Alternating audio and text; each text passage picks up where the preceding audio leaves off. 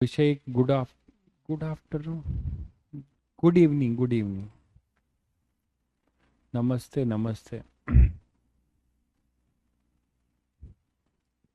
अच्छा, ये जॉर्डन जो शायद गुड आफ्टरनून बोल रहे हैं, मुझे याद आ रहा है जैसे उन्होंने बताया था कि वो कहीं सऊदी से हैं, तो वहाँ पे अपने इंडिया में से 2 घंटे का टाइम लैग होता है। तो अभी बज रहा है 7:30, तो वहाँ बजता होगा 5:30। ठीक है। Dubai, yes Dubai. तो बेटा यार 5:30 बजता होगा, उसके अकॉर्डिंग वो गुड आफ्टरनून बता रहे हैं। स्वप्निल, तुम भी कहीं दुबई उबई में बैठे हो क्या? Good afternoon, good evening, good evening. चलिए भावनाओं को समझते हैं, आफ्टरनून और इवनिंग में क्या रखा है। नमस्ते अंशिका, सुखप्रीत गुड इवनिंग, कृष्णा, राम राम भाई। क्या बात है, कोई बात नहीं, गलती इसमें कोई गलती नहीं है। नमस्ते, नमस्ते। आ जाओ जल्दी सब लोग। यस, ये बहुत सही बात बोली भाई। जो भी हो गुड हो, बहुत बढ़िया लगा तुम्हारी ये बात।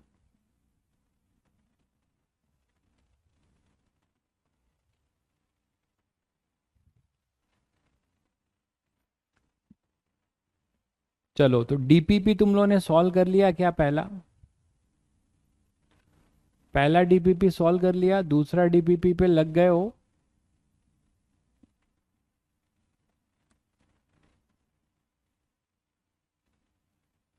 बोलो यार जल्दी। ओके। ऑडियो वीडियो क्लियर है बच्चों? ऑडियो वीडियो क्लियर है? After basic math we will directed towards our physics chapter, और उसके लिए थोड़ी डायरेक्शन की ज़रूरत होगी।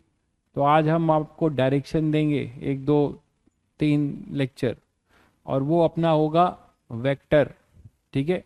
तो our new chapter is vector. लेकिन मैं फिर बोल रहा हूँ बच्चों तुम लोगों को कि जितनी मेहनत से हमने ये ज्ञान लिया है बेसिक मैथ्स का, इसको आप भूल मत जाना जब हम फिजिक्स स्टार्ट करें तो। ठीक है। तो उसके लिए आपको कुछ नहीं करना है, लेक्चर्स रिवाइज कर लेना, और जितना डीपीपी में क्वेश्चन है उसको चुपचाप कर लेना, बस उतना काफी है। ठीक है। बिल्कुल, आज वेक्टर होगा। दिशा, दिशा दिखाएंगे हम। ठीक है। चलो स्टार्ट करते हैं अपना चैप्टर वेक्टर। आप लोग बताओ यार कि तुम लोगों ने बचपन में एक कहानी सुनी होगी, क्लास 7 8 में, जिसमें पढ़ाया जाता था कि हम फिजिकल क्वांटिटी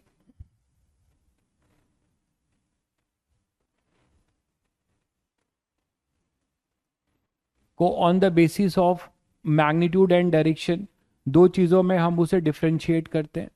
पहला अपना है फिजिकल क्वांटिटी, ये है अपना वेक्टर, और दूसरा है अपना स्केलर, है ना। स्केलर के लिए आप बोलते थे विच हैज ओनली मैग्नीट्यूड बोलते थे। ठीक है। जबकि वेक्टर के बारे में ये बोला जाता है, क्या बोलते हो? थोड़ा तुम लोग से सुन लो, बताओ जरा वेक्टर क्या है।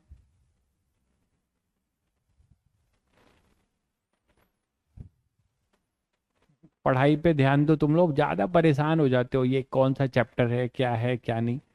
मस्त होके पढ़ो बस। बोलो। Magnitude direction. रुद्र तो बहुत आगे हैं भाई, वो एकदम सही बात बताते हैं हमेशा, बाकी बच्चों से भी सुनना चाहेंगे। Magnitude plus direction, magnitude plus direction. गुरुदेव, सुप्रतिम, श्रेष्ठ, क्या है, चंदन, सभी बच्चे यही लिखते हैं कि magnitude and direction. But Rudra भाई ने कुछ आगे भी लिखा है, और वही सही है। अगर मैं केवल ये लिख दूं, ठीक है, कि which has magnitude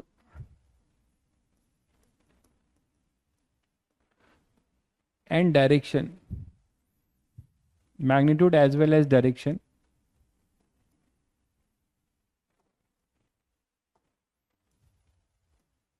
magnitude as well as direction, तो ये बेटा सही नहीं होगा, ये सही नहीं होगा। कैसे सही नहीं होगा?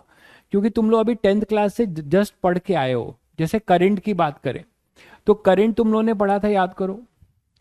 ये करंट है, ये कंडक्टर है, यहाँ बैटरी लगा देते हो, लगाते हो, ये नेगेटिव है, ये पॉजिटिव है। तो कंडक्टर के अंदर हमारा जो आपका करंट है, वो आप देख रहे हो कि करंट ऐसे घूम के ऐसे जाता है, आई, है ना।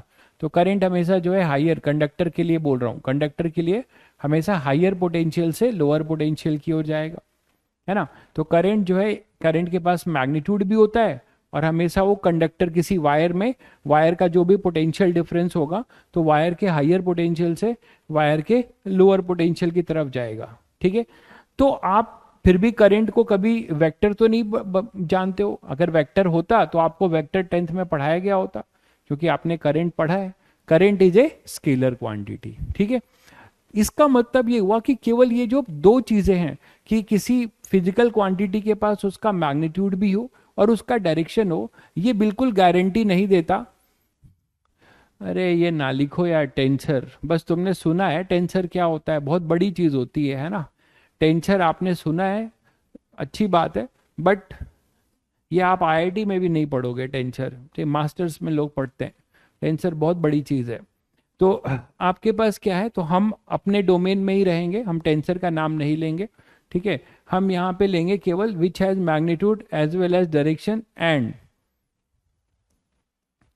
Follow certain law of vector addition, ठीक है, and follow law of vector addition. आगे देखेंगे ये कौन सा लॉ है। तो ये कंप्लीट डेफिनेशन मानी जाएगी, ठीक है। तो वेक्टर के लिए जब आप भी लिखना, तो ये तो लिखने के बाद ये भी लिखना कि which follow certain law of vector addition. वो certain law of vector addition हम आगे अभी पढ़ेंगे चैप्टर में, ठीक है। तो वेक्टर एडिशन को भी फॉलो करे और डायरेक्शन और मैग्नीट्यूड भी हो, then completely we can say that if simultaneously this three conditions fulfilled, then we can say that कि ये वेक्टर है, ओके। और स्केलर में तो आपको पता है कि which has magnitude and only. चलिए इसी पे क्लास 9th में जो तुम पढ़ के आए हो, मैं एक स्टेटमेंट डिलीवर करता हूँ तो तुमको थोड़ा सा आइडिया लगेगा जो तुम पढ़े हो उसी के ऊपर। जैसे मैं एक एग्जांपल लेता हूँ एक स्टेटमेंट से, वो ये है कि a car is moving with 30 kilometer per hour. एक स्टेटमेंट ये डिलीवर्ड किया मैंने, फिर मैंने किया a car is moving with 30 kilometer per our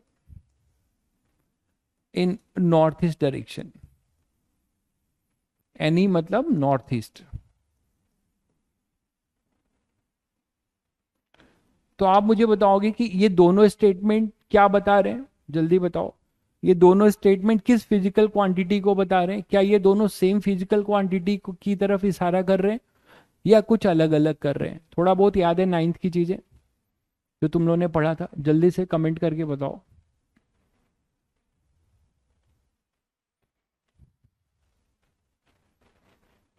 yes, एक बच्चे ने बताया डिफरेंट है, बहुत बढ़िया। डिफरेंट है, बहुत बढ़िया, बहुत अच्छी बात। तुम लोगों ने मन से पढ़ाई की है काफी हद तक, 9th की चीजें याद है तुम्हें।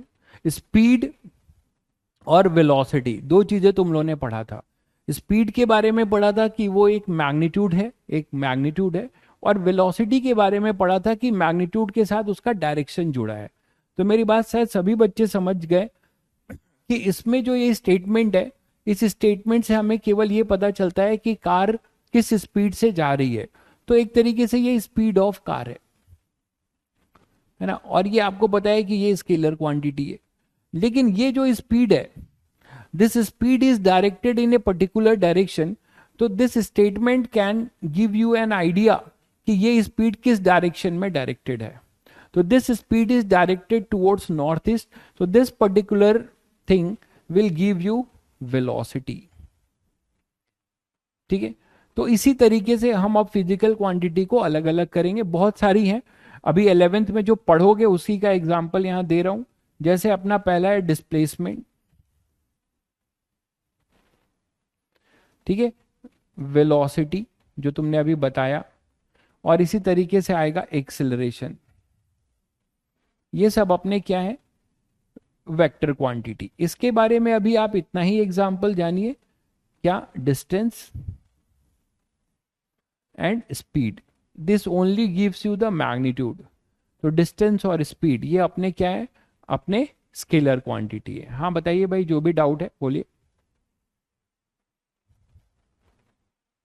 नहीं भाई, ये 12th के लिए नहीं है, ये 11th के लिए है। 11th में बिना वेक्टर आप कैसे पढ़ोगे? ठीक है Anirudh, this is a very primary thing, basic mathematics जैसे है वैसे वेक्टर है। वेक्टर एडिशन में वेरी विथ एंगल्स, अरे अभी हम वेक्टर एडिशन पे कहाँ आए मेरे भाई, पहले पढ़ो, धीरे धीरे आएंगे उस पे, फिर डाउट पूछना। ठीक है, तो ये प्राइमरी चीज हो गई। चलिए आगे बढ़ते हैं।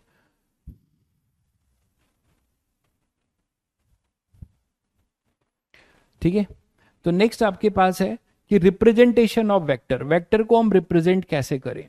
ठीक है, रिप्रेजेंटेशन ऑफ वेक्टर।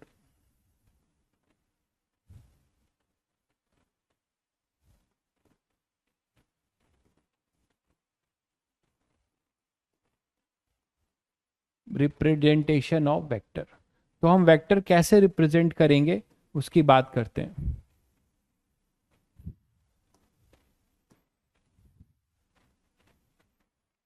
ठीक है, तो किसी वेक्टर को आप कैसे रिप्रेजेंट करते हैं, आप ध्यान से सुनिए। मान लीजिए आपको इस ब्लैक बोर्ड के प्लेन में मैंने आपको क्या किया, दो पॉइंट दिया। मैंने बोला कि ये दो पॉइंट लो, ये लिया तुमने दो पॉइंट, एक पॉइंट है ए और एक पॉइंट है यहां पर बी। ओके, आपने ए और बी किया। अब आप क्या बोल रहे हो कि मैं बोल रहा हूं कि मुझे वेक्टर रिप्रेजेंटेशन करना है। तो अभी मैंने क्या किया, केवल इसको सिंपली एक लाइन से जोड़ दिया ऐसे। ध्यान से सुनिएगा बेटा, आप लोग को, बहुत बच्चों को ये सब आता होगा तो उनको क्यूरियोसिटी हो रही है कि वो जल्दी जल्दी कुछ और एक्स्ट्रा बता दे। रिटार्डेशन भी वेक्टर में जाएगा, बिल्कुल जाएगा भाई, रिटार्डेशन भी वेक्टर में जाएगा मेरे भाई। ठीक है, वो एक्सेलरेशन और रिटार्डेशन ये सब वेक्टर है। ठीक है, तो अभी आप आगे मत सोचिए, थोड़ा सा देखिएगा इधर, थोड़ा सा। ठीक है, अपनी क्यूरियोसिटी को थोड़ा थामिए। तो अगर ये ए से बी है और मैं आपको बोल रहा हूं कि मुझे ए से बी को डायरेक्ट करना है, मेरी बात ध्यान से सुनिएगा। हाँ, टॉर्क भी वेक्टर क्वांटिटी है, बिल्कुल टॉर्क भी वेक्टर है, R cross F cross product है। तो मैं उतनी दूर इसीलिए नहीं गया कि बहुत बच्चों को ये क्रॉस प्रोडक्ट नहीं पता होगा। तो टॉर्क भी एक वेक्टर क्वांटिटी है, बिल्कुल आप सही बोल रहे हैं। तो यहाँ पे ए और बी है, तो ये इनिशियल पोजीशन है, और अगर ये फाइनल, तो मैं तुमसे बोलता हूं कि मुझे ए को, ए से बी को डायरेक्ट करना है, मुझे ए से बी को डायरेक्ट करना है। तो अगर मुझे ए से बी को डायरेक्ट करना होगा तो मेरा ये ए जो है इनिशियल पोजीशन गवर्न होगा। क्योंकि जब भी कोई चैप्टर शुरू होता है तो बहुत छोटी छोटी बात आपको बताई जाती है, लेकिन ये छोटी छोटी बात ही आपको बड़ी बड़ी बात को समझने में हेल्प करेंगी। तो ये इनिशियल पोजीशन होगा, और ये अगर फाइनल पोजीशन में यहां लिख दूं, ध्यान दीजिएगा, अगर मैं इसे फाइनल पोजीशन लिख देता हूं, तो मैं जो वेक्टर बनाऊंगा उसको मैं ये केवल एक सिंपली लाइन लिख के मुझे नहीं पता चल रहा है कि मैं ए को बी से डायरेक्ट कर रहा हूं कि मैं बी से ए को डायरेक्ट कर रहा हूं। ठीक है, तो अब आप क्या कर सकते हो, यहां पर एक एरो बनाओगे। ठीक है, एक यहां पर एक एरो बनाओगे ऐसे, और एरो किस तरफ बनाओगे, हमेशा फाइनल पोजीशन की तरफ। तो अब वेक्टर की दो चीजें होंगी, एक होगा इसका हेड, इस एरो को कहते हैं head of the vector, head of the vector, समझ गए, ये कहलाता है हेड ऑफ द वेक्टर। और ये जो इनिशियल पोजीशन है इसको हम कहते हैं tail of the vector, tail of the vector, समझ गए। अब इसको आप लिखोगे कैसे, तो लिखने का सिंबल ये है, नोटेशन देखो, कि जो अल्फाबेट टेल पे होगा, जो अल्फाबेट टेल पे होगा that will basically your initial position, उसको पहले लिखोगे। जो अल्फाबेट आपका जो है, जो पॉइंट होगा जिसका नाम आपने दिया है हेड पर होगा, उसको आप क्या करोगे, उसको बाद में लिखोगे। और ये ए से बी ऐसे एक एरो बना दोगे। तो सिंपली आपने बताया कि ये हमारा बन गया ए बी वैक्टर, ये हमारा बन गया ये बन गया अपना ए बी वैक्टर। ठीक है, अगर मुझे बताओ उल्टा करना हो, सभी बच्चे बहुत आसानी से बता देंगे कि अगर उल्टा करना हो मतलब हमें बी से ए को डायरेक्ट करना हो। ठीक है, मुझे बी से जो है ए को डायरेक्ट करना हो, तो ये बी है अपना, ये ए है, और बी से ए को डायरेक्ट करना है, तो आप समझ गए कि किधर टेल बनेगा किधर हेड बनेगा। बी अगर मेरा इनिशियल पोजीशन है और ए अगर मेरा फाइनल है, तो मैं एरो किधर बनाऊंगा, फाइनल पोजीशन की तरफ, इधर। मानते हो? और इससे ये पता चलता है कि मैं बी से ए को डायरेक्ट कर रहा हूं, और ये हमारा टेल हो जाएगा अब, और ये अपना हो जाएगा हेड ऑफ द वेक्टर। ठीक है, तो अब आप क्या लिखोगे, अल्फाबेट देखो, टेल पे कौन बना हुआ है, बी, तो आप यहां लिखोगे, इसको रिप्रेजेंट करने का तरीका, बी पहले लिखोगे, ए बाद में लिखोगे। और आप हमेशा टेल से हेड की तरफ जाते हो, तो अब ये वेक्टर ऐसे लिखा जाएगा, बी ए वेक्टर। ठीक है, तो बी ए वेक्टर टेल से हेड की तरफ, तो ये बी ए होगा। ठीक है, तो ये ए बी वेक्टर है, ये बी ए वेक्टर, ये चीज आपने बता दी। ओके सर, समझ में आ गया। बट ये इससे काम चलेगा नहीं कि आपने बस एक तीर बना दिया। अरे इससे क्या पता चल रहा है कि ये तुमने स्पेस में एक ऐसे एक पॉइंट को दूसरे पॉइंट को जोड़ दिया, एक तरफ तीर बना दिया, चलो इससे तो ये पता चला कि हाँ भाई मैं बी से ए की तरफ हूं या ए से बी की तरफ। चलो ठीक है, यहां तक समझ गए सभी बच्चे। लेकिन अगर यही कहानी हमें अगर कैर्टेशियन कोऑर्डिनेट में आ जाए, अगर हम कैर्टेशियन कोऑर्डिनेट में आ जाए, और ध्यान से सुनो, कहानी ये है कि पोजीशन वेक्टर की कहानी है। पोजीशन वेक्टर मुझे अब लिखना आना चाहिए। तो पोजीशन वेक्टर लिखने के लिए अब ये देखो कि अच्छा ए बी की बात करते हैं थोड़ा और। जब तुमने मुझे बताया कि सर ए बी में जो ये वेक्टर लिखा आपने, तो ये अगर वेक्टर है, बोर्ड पे बहुत ध्यान से, ठीक है, अगर ए बी एक वेक्टर है तो इसके पास दो चीजें छुपी होंगी, इसके साथ दो चीजें कैरी कर रही होंगी, एक इसका मैग्नीट्यूड और दूसरा इसका डायरेक्शन। तो mathematically how we can say that कि इस ए बी वेक्टर में इस मैग्नीट्यूड को कैसे रिप्रेजेंट करें और इसके डायरेक्शन को कैसे रिप्रेजेंट करें। तो हम इसको रिप्रेजेंट करते हैं इस ए बी वेक्टर में, इसके साथ होगा एक मैग्नीट्यूड जिसको हम ऐसे लिखेंगे और दो पैरेलल लाइन से बंद कर देंगे। जब आगे आप मैथ्स में पढ़ोगे इसको हम मॉड फंक्शन बोलते हैं। ठीक है, अभी आगे मैथ्स में पढ़ेंगे आप, दिस इज मॉड फंक्शन। तो आज जब आपने पैरेलल लाइन में इसको बंद कर दिया मतलब आपका मॉडुलस है, मैग्नीट्यूड है। ठीक है, ये मैग्नीट्यूड क्या सिग्निफाई करता है इस पे अभी आते हैं। और इसी के साथ आपने इस ए बी को इसका बर्थडे मनाया और इसको एक टोपी पहना दी, बर्थडे कैप।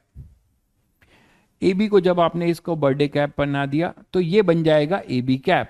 तो ये जो ए बी कैप है इसको पढ़ोगे क्या, ए बी कैप, जो आपको क्या बताता है, डायरेक्शन देगा, डायरेक्शन ऑफ ए बी को सिग्निफाई करेगा, डायरेक्शन ऑफ ए बी को सिग्निफाई करेगा, ए बी वेक्टर के डायरेक्शन की बात करेगा। और ये जो पैरेलल में आपने इसको बंद कर दिया ये क्या बताएगा, magnitude of A B, magnitude of A B. इस मैग्नीट्यूड ऑफ ए बी का मतलब क्या है इसको और समझते हैं। मैग्नीट्यूड ऑफ ए बी का मतलब है कि अगर मैं आपको बोलूं, ध्यान दीजिएगा, कि मैग्नीट्यूड का मतलब है कि मैं एक स्केल लेके आया और स्केल से यहां तक इस ए बी की लंबाई नाप दी। ये जो आपने तीर बनाया था इस तीर का लेंथ मेजर कर दिया। तो इस तीर का जब आप ओपन होना पर प्लस माइनस बोथ, क्या प्लस माइनस यार, अभी यहाँ प्लस माइनस कहाँ है। अच्छा हाँ, मॉड एक्स की बात कर रहे हो, अच्छा बहुत अच्छा। हाँ, मॉड एक्स की डिफिनेशन अभी इसकी हमें यहाँ जरूरत नहीं है, बिल्कुल सही कह रहे हैं आप। When x is greater than zero minus x if x is less than zero, बिल्कुल सही कह रहे हैं। ठीक है, बहुत आगे की बात कर रहे हैं आप, बहुत अच्छी बात है, मैथ्स में आपको शायद आता होगा। तो ये आपके पास जो है मैं कह रहा हूं कि आपने स्केल से इसको मेजर कर दिया। तो जब आपने इसको स्केल से मेजर कर दिया तो जो एरो का लेंथ होगा that will give you the magnitude of A B vector. ठीक है, that will give you the magnitude of A B vector. और ये अपना क्या हो जाएगा, A B cap. A B cap बताएगा कि ये ए से बी की तरफ है। ए बी पे एरो इसलिए नहीं लगेगा क्योंकि मैग्नीट्यूड है, बिल्कुल। अब आप देखिए जो आप बता रहे हैं, ए बी पे आप इसको मॉड को लिखने का तरीका दो है। अगर कोई बच्चा ये करता है, ए बी कैप एरो लिख के ऐसे मॉड करता है, this is same as A B, तो इनमें कोई बुराई नहीं है। आप इसको मॉडुलस को ऐसे भी लिख सकते हैं या केवल ए बी भी लिख सकते हैं, बोथ आर सेम। तो डोंट मतलब कंफ्यूज कि ए बी कैप के साथ अगर मॉडुलस भी होगा, ठीक है, तो आपने मॉडुलस लिखा या ए बी लिखा, both signify the magnitude of A B. ये दोनों मैग्नीट्यूड के ही सिंबल हैं। Magnitude of A B that is modulus, ठीक है। चलिए, तो आप ये बात जान गए। अगर मैं अब यही कहानी यहां बोलूं कि कार्टेशियन कोऑर्डिनेट की बात करूं, और मैं आपको अब आइडिया देने वाला हूं पोजीशन वेक्टर का।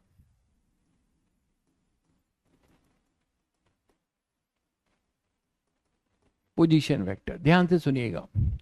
तो पोजीशन वेक्टर के लिए क्या कर सकते हैं कि मान लीजिए आपके पास एक कार्टेशियन कोऑर्डिनेट है, ठीक है। अभी मान लीजिए ये x है और ये इसकी z एक्सिस है। z एक्सिस सभी बच्चे समझते हैं, z एक्सिस सभी बच्चे समझते हैं कि z एक्सिस कौन सी है इस प्लेन में। ये जो ब्लैक बोर्ड का प्लेन है ये अपना एक्स वाई है, ठीक है। ब्लैक बोर्ड का प्लेन मतलब ये जो ब्लैक बोर्ड है ये एक्स है और इसका ये वाला पार्ट वाई है। तो what about Z axis? Z axis जो है ये है, ये देखो, ये तुम्हारी तरफ आ रही है। जो मैंने यहां बना दिया है वो ऐसे है, ये तुम्हारी तरफ आ रही है, इस तरफ निकल रही है, तुम्हारी तरफ निकलेगी, ठीक है। ब्लैक बोर्ड के बाहर जाएगी या ब्लैक बोर्ड के अंदर जाएगी, ये बात समझ गए सभी लोग?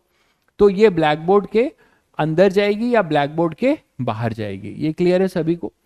तो आपके पास एक्स वाई और जेड तीन कोऑर्डिनेट एक्सिस है, ठीक है। अगर मैं आपको बोलता हूं कि यार ये बताओ, आप मुझे ध्यान से सुनिएगा, कि मुझे एक्स एक्सिस पे कुछ मैग्नीट्यूड को वेक्टरली रिप्रेजेंट करना है, वाई एक्सिस को मुझे कुछ मैग्नीट्यूड को वेक्टरली रिप्रेजेंट करना है, और जेड एक्सिस पे भी कुछ मैग्नीट्यूड को वेक्टरली रिप्रेजेंट करना है। तो अगर मैं आपसे बोलता हूं कि यहां पर ये ओ है और यहां पर ये ए है, ठीक है, और ये जो लेंथ है ये 3 मीटर की है, ध्यान से सुनिएगा, 3 मीटर की है। तो आपको पता है कि ये 3 मीटर की है, ठीक है।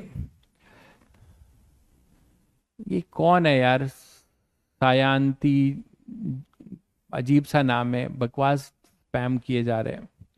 तो यहां पर आपके पास ओ से ए जो है 3 मीटर है, तो ये 3 मीटर जो आपके पास लेंथ है, ठीक है। तो ये जो 3 मीटर लेंथ है, ठीक है, ये 3 मीटर लेंथ ओ ए, इसको आप तो यहां पे लिख सकते हो, लेकिन मुझे चाहिए ओ ए वैक्टर। मुझे क्या चाहिए? ओ ए वैक्टर। ये बेसिक नहीं हो रहा है तो कौन सा एडवांस हो रहा है, नहीं समझ में आ रहा है, बार बार बकवास किए जा रहे हैं। यहां पर ये ओ ए है, ठीक है। तो अगर हम ओ ए वैक्टर लिखें, अभी आपको सिंबल बताया, ये टेल होगा, ये हेड होगा, ओ ए वैक्टर लिखोगे, ध्यान से सुनिएगा, तो मुझे जरूरत पड़ेगी इसके मैग्नीट्यूड की। ये मैग्नीट्यूड होगा, इसको आप मॉड ओ ए वैक्टर लिखो या ओ ए वैक्टर लिखो, बाकी सब सेम है। तो मॉड ओ ए, ठीक बात है। तो आपको ये मॉड ओ ए तो पता है, इसका लेंथ पता है, सर इसका लेंथ आपने दे रखा है 3 मीटर, लेकिन केवल मैं यहां पे 3 मीटर लिख दूंगा यार, ये इसका लेंथ हमें पता है। बट ये 3 मीटर, ध्यान से सुनिए, ये 3 मीटर जो है किस डायरेक्शन में है? तो ये बेसिकली 3 मीटर एक्स एक्सिस में है। तो हमें अब किसकी जरूरत पड़ेगी यार? हमें किसकी जरूरत पड़ेगी? हमें जरूरत पड़ेगी एक डायरेक्शन की। तो हम क्या करते हैं, जैसे ए बी के क्रॉस हमने एक ए बी कैप बोला था कि ये ए बी वेक्टर का डायरेक्शन बताता था, ठीक उसी तरीके से एक्स एक्सिस के अलोंग एक यूनिट वेक्टर लिया जाता है जिसको हम कहते हैं आई कैप, और वाई एक्सिस के अलोंग हम एक यूनिट वेक्टर लेते हैं जिसको कहते हैं जे कैप, और जेड एक्सिस के अलोंग एक यूनिट वेक्टर लेते हैं के कैप। ऐसा करने से तुम्हें फायदा क्या हुआ? आई कैप क्या है? Unit vector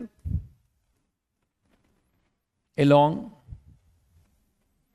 x axis. J cap क्या है? Unit vector along Y axis. और के कैप क्या बोला है तुमने, असाइन किया है unit vector along Z axis. ठीक है, अब सुनिएगा ध्यान से।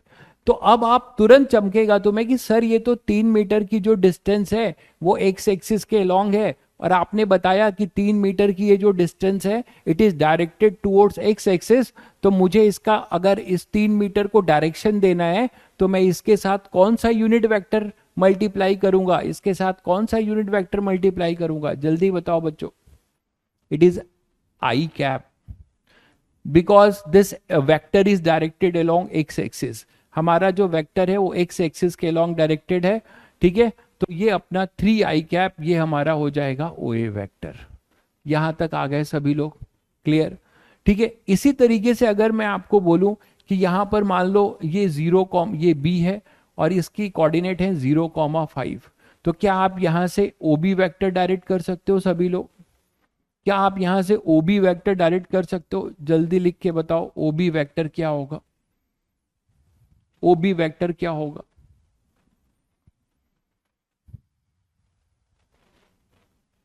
What is your O B vector? Yes, एक बच्चे ने आंसर दे भी दिया है, बहुत अच्छा, बहुत बढ़िया, सही दिया है आप लोगों ने आंसर।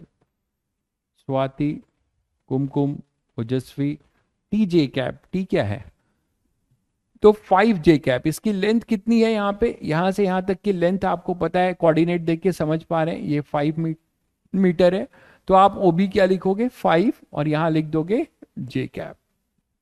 ठीक है, तो अब आप लोग को ये समझ में आता है कि आई कैप, जे कैप और के कैप की जरूरत हमें क्यों पड़ी।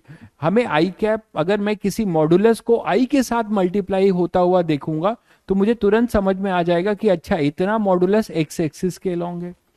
अगर मैं 5 को जे के साथ देख रहा हूं, जे कैप के साथ, तो मुझे ये समझ में आ जाएगा कि अच्छा ये 5 यूनिट का जो मैग्नीट्यूड है it is directed along plus Y axis. लेकिन अगर यही चीज मैं आपसे ये पूछूं कि मान लीजिए यहां पर ये जेड एक्सिस है और जेड एक्सिस में यहां पर कोई हमारे पास 1 मीटर है, 0,-1, ठीक है, -1 क्यों? ब्लैक बोर्ड के बाहर आने वाली एक्सिस को पॉजिटिव जेड एक्सिस बोलते हैं और ब्लैक बोर्ड के अंदर जो जाएगी वो माइनस। तो यहां पर इस जेड एक्सिस पे मैं एक यहां पे एक सी देता हूं।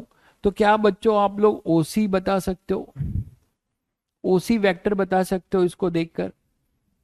बिल्कुल, ओसी को देखकर बता सकते हो। ओसी में जो डायरेक्शन है सी के कोऑर्डिनेट को देखिए, वो -1 है। इसका मतलब ये ब्लैक, ये जो एक्सिस है अपनी जेड एक्सिस, ये जेड एक्सिस में आप ब्लैक बोर्ड के प्लेन के अंदर गए हो, इस ब्लैक बोर्ड के प्लेन के परपेंडिकुलर अंदर गए हो। कितनी यूनिट गए हो? 1 यूनिट। तो आप यहां पे लिखोगे 1। ये तो मैग्नीट्यूड हो गया, मैग्नीट्यूड हमेशा पॉजिटिव होगा, मैग्नीट्यूड हमेशा पॉजिटिव होगा, तो वो आपने 1 लिख दिया। और जेड एक्सिस पे हो तो इस तरफ आएगा प्लस के कैप, तो इस तरफ की जो यूनिट वेक्टर होगा वो क्या होगा? माइनस के कैप, अपोजिट डायरेक्शन में, इनवर्ड। तो यहां पे आप लिख देंगे यूनिट वेक्टर माइनस के कैप, जिससे ये बात पता चल जाएगा कि हमारा 1 है वो नेगेटिव जेड एक्सिस के तरफ है, वो हमारा क्या है? नेगेटिव जेड एक्सिस के तरफ है। तो आप लोगों को शायद ये समझ में आ गया। ठीक है, हाँ बिल्कुल सही कह रहे हैं, जेड एक्सिस पर है तो ये थोड़ा सा, या तो मुझे केवल माइनस लिखना चाहिए था या फिर मुझे तीनों कोऑर्डिनेट दिखाना चाहिए, नहीं तो आप कंफ्यूज हो गए। बिल्कुल सही कह रहे हैं, तो इसको हम पूरा लिख देते हैं, x0 y0 ये -1, सही कह रहे हैं आप। तो ये आपके पास ओसी हो जाएगा, ओसी वेक्टर। ठीक है, अब आपको ये बेसिक एक्स वाई जेड में समझ में आ गया। लेकिन मैं आपसे एक क्वेश्चन पूछता हूं कि 3 के साथ आपने आई को मल्टीप्लाई किया तो इसके मॉडुलस में कोई फर्क नहीं पड़ा। 5 के साथ आपने जे कैप को मल्टीप्लाई किया तो इसके मॉडुलस में कोई फर्क नहीं पड़ा। इसका क्या मतलब हुआ कि जो ये यूनिट वेक्टर्स होते हैं इनका अपना कोई मॉडुलस नहीं है, उसका मॉडुलस हमेशा 1 होता है। ठीक है, वो हमेशा क्या होता है? 1। तो यूनिट वेक्टर का अगर कोई आपसे मैग्नीट्यूड पूछे तो आप क्या बता सकते हो? 1। तभी तो वो दूसरे मैग्नीट्यूड के साथ मल्टीप्लाई होकर उस मैग्नीट्यूड को चेंज नहीं करते। मानते हो कि नहीं? अगर यूनिट वेक्टर का मैग्नीट्यूड जो है 1 नहीं हो, तो अगर आप 3, 5 इनसे मल्टीप्लाई करोगे, जिस वेक्टर के मॉडुलस से मल्टीप्लाई करोगे, तो वो वेक्टर का मॉडुलस बदल जाएगा अगर यूनिट वेक्टर का मैग्नीट्यूड 1 ना हो तो इसका मतलब आपने समझा कि unit vector is only for क्या? For direction. तो यहां पर आपके पास ये जो बोला जाएगा यूनिट वेक्टर के बारे में, एक बात और जान लीजिए।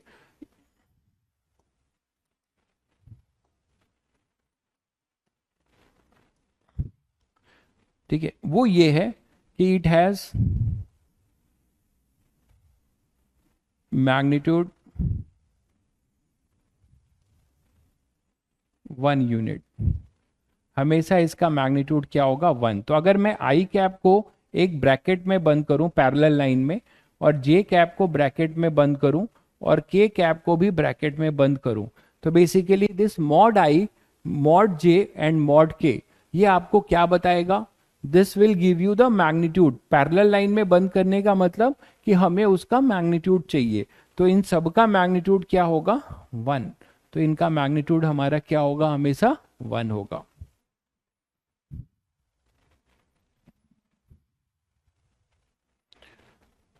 ओसी देखो, ओसी के बारे में मैंने ये बोला कि ओसी हमारा जेड एक्सिस पे है। ये जो आप पूछ रहे हो, देखो ये एक्स वाई प्लेन है ना, और जेड एक्सिस का मतलब मैं तो 2 डायमेंशनल में काम कर रहा हूं, 3D में नहीं दिखा सकता।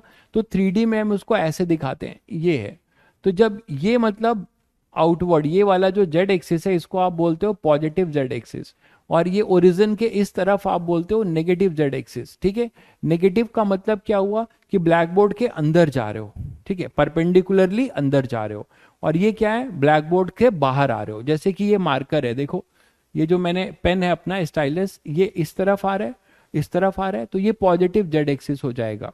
और ये अंदर जा रहा है, इसका मतलब ये नेगेटिव हो जाएगा। समझ गए सभी बच्चों? ठीक है, तो अब आप देखो कि यहां मैंने आपको क्या दिया था, ओ और सी का क्या हो जाएगा? यूनिट दिया था 0,0,-1। इसका मतलब ये जो लेंथ है ओ सी, इसकी यूनिट है 1। और ये माइनस क्या बता रहा है कि वो नेगेटिव जेड एक्सिस में है। तो नेगेटिव जेड एक्सिस के लिए जो यूनिट वेक्टर होगा वो क्या होगा? माइनस के कैप। तो ओसी वेक्टर मैंने क्या लिख दिया? मैग्नीट्यूड इसका लेंथ, लेंथ तो 1 ही है, बट डायरेक्शन इसका नेगेटिव जेड में है, इसीलिए इसको लिखा गया माइनस के कैप। तो शायद समझ में आ गया होगा आपको जो आप पूछ रहे थे। क्लियर है? चलिए, तो अब आप चाहते हो कि क्या हमेशा इससे हमारा पर्पस तो सॉल्व होगा नहीं, इससे हमारा हमेशा पर्पस सॉल्व तो होगा नहीं। क्यों? क्योंकि क्या केवल आपको एक्स वाई और जेड एक्सिस, एक्स वाई और जेड एक्सिस में ही आपको वेक्टर पूछा जाएगा? नहीं, वो कहीं भी पूछा जा सकता है। तो how we can write the general position vector? तो हम जनरल पोजीशन वेक्टर कैसे लिखें?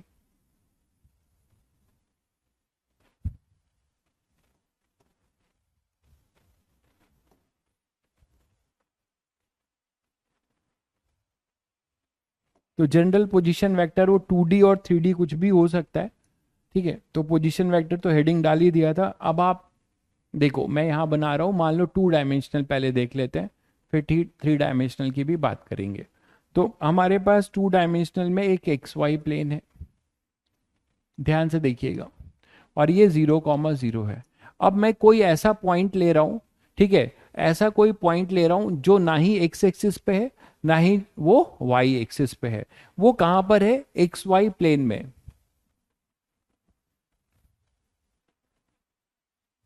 अरे यार, इन सब चीजों में मॉडुलस इसलिए लगाते हैं भाई कि अभी अभी शुरुआत में ही बताया कि जब हम वेक्टर लिखते हैं तो वेक्टर में दो चीज छुपी होती है, एक उसका मैग्नीट्यूड होता है और एक उसका डायरेक्शन। तो मैग्नीट्यूड को रिप्रेजेंट करने के लिए हम मॉडुलस लगाते हैं, और वेक्टर यूनिट वेक्टर को रिप्रेजेंट करने के लिए कैप लगाते हैं। तो जब तक आप किसी वेक्टर को लिखना चाहते हो तो आपको दो चीज पता होना चाहिए, उसका मैग्नीट्यूड पता होना चाहिए और उसका यूनिट वेक्टर पता होना चाहिए। इसीलिए हम दोनों चीज करते हैं। हाँ बिल्कुल लिख सकते हैं, 1 × -k कैप को आप बिल्कुल ऐसे लिख सकते हैं, कोई दिक्कत नहीं है, बिल्कुल लिख सकते हैं। के कैप का कोफिशिएंट आपका -1 ही है, ठीक है, तो वही आपको मैग्नीट्यूड बताएगा, आप बिल्कुल लिख सकते हैं।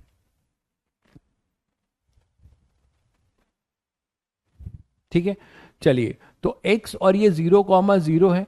अब आपको यहां पर P पॉइंट है, इस P पॉइंट के कोऑर्डिनेट्स हैं, ध्यान दीजिएगा, x1, y1, या मैं बोल रहा हूं a, b, कुछ भी लिख लेता हूं आपको जो अच्छा लगे। तो चलो मैंने इसको लिख दिया a, b, ठीक है, इसके कोऑर्डिनेट्स लिख दिया मैंने a, b। अब मुझे एक ओपी वेक्टर रिप्रेजेंट करना है। क्या करना है मुझे? ओपी वेक्टर लिखना है। ध्यान दीजिएगा, ओपी वेक्टर, इस सिंबल को देख के तुरंत चमका कि सर आपने लिखा ओपी वेक्टर, इसका मतलब ओ हमारा इनिशियल होगा और पी हमारा फाइनल होगा, और पी हमारा फाइनल होगा। मानते हो कि नहीं बताओ? और हमें फिर इनिशियल से फाइनल को ज्वाइन करना है, और कैप जो होगा, टेल जो होगा वो ओ पर होगा, ये अपना ओ है, और जो एरो होगा वो पी की तरफ होगा, अभी आपने बताया था। तो आप बनाने वाले हो ओपी वेक्टर, क्या बनाने वाले हो? ये रहा तुम्हारा ओपी वेक्टर। तो ओपी वेक्टर तो लिख दिया सभी लोगों ने खुशी खुशी ऐसे करके, ये रिप्रेजेंट कर दिया ओपी वेक्टर। अब इसको लिखने की बारी आई, तो तुम्हारे दिमाग में दो चीजें होनी चाहिए। क्या होना चाहिए? कि सर ओपी वेक्टर मैं तभी लिख सकता हूं जब मुझे इसका मॉडुलस पता हो, मतलब ये बंद किया, ये इसका मैग्नीट्यूड पता हो, और साथ में इसका यूनिट वेक्टर पता हो, ओपी कैप, तभी तो होगा भाई। ठीक है, अब आप यहां पे परेशान हो जाओगे कि सर आपने तो चीटिंग करी, एक्स का आपने यूनिट वेक्टर बताया आई कैप, वाई का बताया जे कैप, और जेड एक्सिस पे बताया के कैप। तो अगर हम एक्स में हैं तो हम एक्स वाले मॉडुलस को उसके यूनिट वेक्टर आई कैप से मल्टीप्लाई करेंगे, वाई में है तो वाई वाले मॉडुलस को वाई के यूनिट वेक्टर से मल्टीप्लाई करेंगे, और अगर हम जेड में हैं तो जेड वाले यूनिट वेक्टर को, सॉरी, जेड वाले मॉडुलस को जेड वाले यूनिट वेक्टर से मल्टीप्लाई करेंगे। लेकिन सर यहां पर तो ये 2 डायमेंशन में है, ये ओपी ना एक्स में है ना वाई में, ये तो एक्स वाई प्लेन में है, कैसे करें इसको? तो देखो कैसे करोगे आप इसको, ऐसे सोचो, आपने पढ़ रखा है कोऑर्डिनेट सिस्टम। ए का क्या मतलब है? यहां पे अगर आप एक परपेंडिकुलर ड्रॉप करो और यहां पे एक परपेंडिकुलर ड्रॉप करो, तो आपको समझ में आता होगा कि ये जो अपना ये एक्स कोऑर्डिनेट है ना भाई, और ये अपना क्या है? Y coordinate. तो आप क्या बोल सकते हो यार कि एक्स का मतलब ये कौन सी लेंथ है?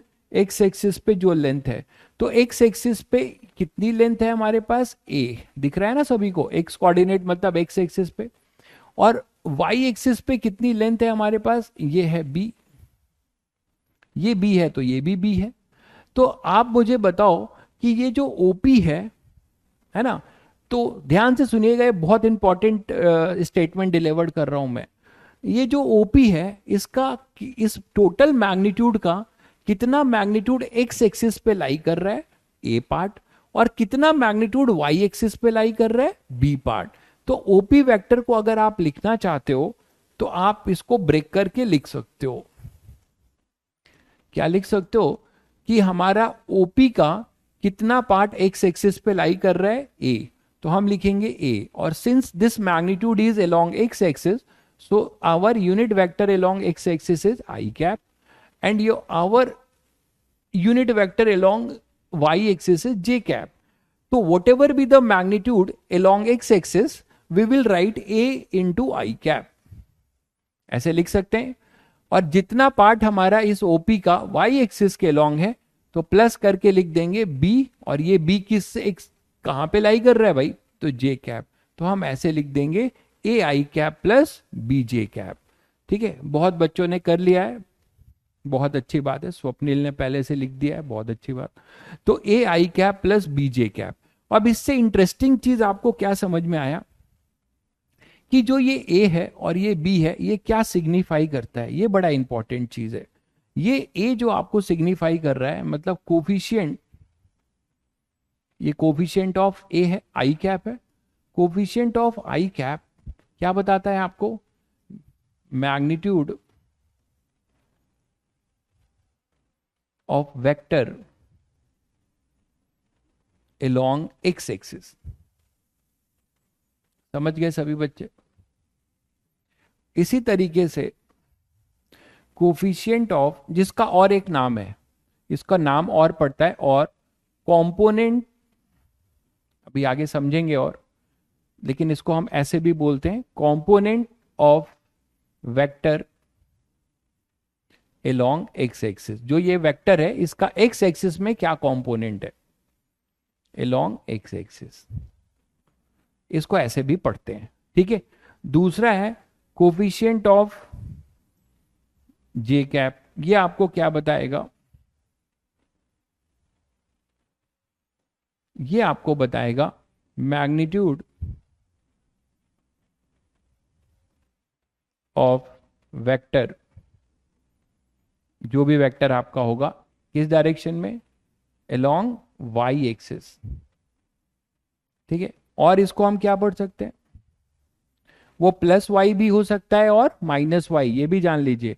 ये प्लस आई भी हो सकता है, माइनस आई, ये डिपेंड करेगा कि यहाँ पे आई कैप पॉजिटिव है कि नेगेटिव है, या जे कैप पॉजिटिव है कि नेगेटिव है। तो magnitude of vector along Y axis और कंपोनेंट ऑफ वेक्टर अलोंग, क्या बोलो, वाई एक्सिस, ऐसे आप पढ़ सकते हो। इसी तरह से अगर z होगा तो आप z के लिए बोल सकते हो। फिलहाल अभी हम लोग 2 डायमेंशन में खेल रहे हैं, तो हम 2 डायमेंशन की बात तक रखते हैं। तो आपने ये लिख दिया। अब आप बोलोगे सर ये तो आपने लिख दिया है, तो आप मुझे बताओ कि ये जो वेक्टर है इसमें 2 चीज छुपी हुई है, इसका यहाँ पे मैग्नीट्यूड भी छुपा होगा और इसका यहाँ पर डायरेक्शन भी छुपा होगा। तो इसका मैग्नीट्यूड कैसे लिखें और इसका डायरेक्शन कैसे लिखें? पोजीशन वेक्टर लिखना आ गया सभी को, कंपोनेंट देखकर। यहां पे ओपी वेक्टर के कोऑर्डिनेट्स को देखा तुमने, इसका एक्स कोऑर्डिनेट ए है, इसका मतलब है कि इस मैग्नीट्यूड का ए पार्ट एक्स एक्सिस के अलोंग है। तो आपने लिखा ए, और since this magnitude is directed along X axis, so you will just put a unit vector along X axis, that is a I cap. ठीक उसी तरीके से आपने बी के डायरेक्शन में, वाई के डायरेक्शन में एक बी यूनिट का, बी लेंथ का वेक्टर था, और वो वाई के डायरेक्शन में था, तो that's why we have plus J cap. यहां तक आ गए।